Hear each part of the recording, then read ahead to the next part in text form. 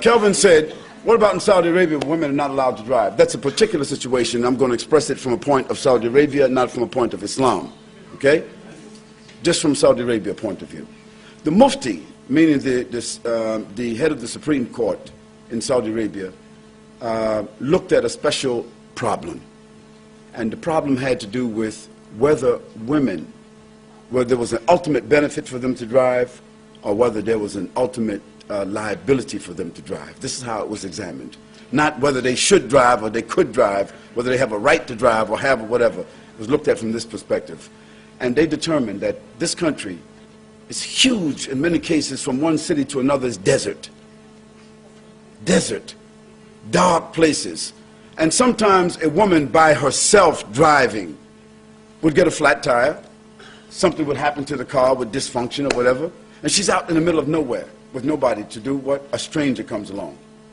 Now when that stranger comes along, it could be any kind of stranger. And now what happens, she is subject to being accosted, being raped, some harm.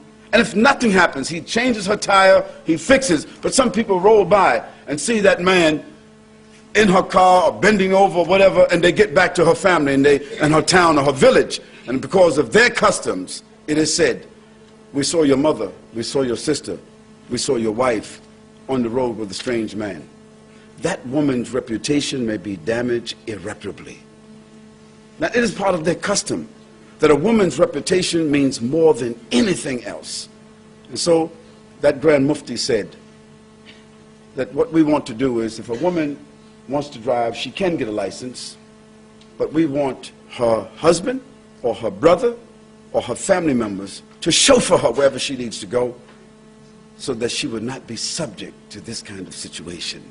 And that is the real issue. Now, not living there, a person wouldn't know. You would think that, well, they can't drive. That's not the case.